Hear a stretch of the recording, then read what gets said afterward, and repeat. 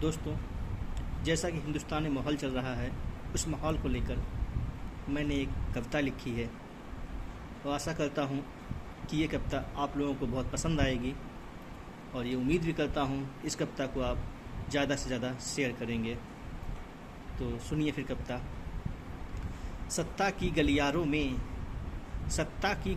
में देश को जलाकर अपनी रोटी सेक रहा है कौन। सत्ता की गलियारों में देश को जलाकर अपनी रोटी सेक रहा है कौन। नौजवानों के मन में हिंसा को भड़काकर अपनी रोटी सेक रहा है कौन। सत्ता की गलियारों में देश को जलाकर अपनी रोटी सेक रहा है कौन। नौजवानों के मन में हिंसा को भड़काकर अपनी रोटी सेक रहा है कौन। मत लगाओ ये आग हिंसा की, मत लगाओ ये आग हिंसा की, ना फैलाओ नफ़रत का जहर। मत लगाओ ये आग हिंसा की, ना फैलाओ नफ़रत का जहर। जो सत्ता के पक्ष विपक्ष में बैठे हैं उनका कुछ न बिगड़ेगा। जो सत्ता के पक्ष विपक्ष में बैठे हैं उनका कुछ न बिगड़ेगा। तुम्हारे ही किसी साथी का परिवार इस आग में जल जाएगा, तब तुम हो जाओगे मौन। सत्ता की गलियारों में देश को जलाकर अपनी रोटी सेक रहा है कौन। नौजवानों के मन में हिंसा को भड़काकर अपनी रोटी सेक रहा है कौन। ये भी माना कि तुम खफा हो अग्निवीर योजना से।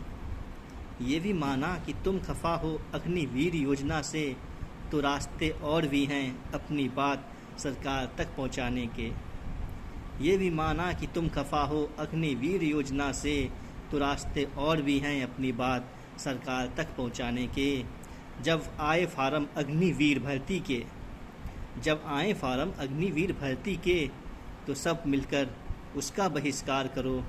लेकिन मेरे दोस्तों, यूँ आग लगाकर हिंसा फैलाकर कभी सोचा है इसका परिणाम भरेगा कौन।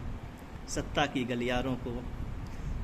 गलियारे में देश को जलाकर अपनी रोटी सेक रहा है कौन। अब नौजवानों के मन में हिंसा को भड़काकर अपनी रोटी सेक रहा है कौन। दोस्तों, इस कविता को ज़रा ध्यान से सुनिएगा और गौर से सुनिएगा, और अच्छी लगे तो अधिक से अधिक शेयर कीजिएगा, जो कि जितने भी नौजवान उस हिंसा में शामिल उनके पास भी पहुँचें तो उन्हें कुछ सोचने का मौका मिले, कुछ समझें। क्योंकि भारत अपना है, और भारत अपना है तो भारत की संपत्ति राष्ट्रीय संपत्ति है, किसी सरकार की या किसी के घर की नहीं है। तो इसी के साथ जय हिंद, जय श्री हरि।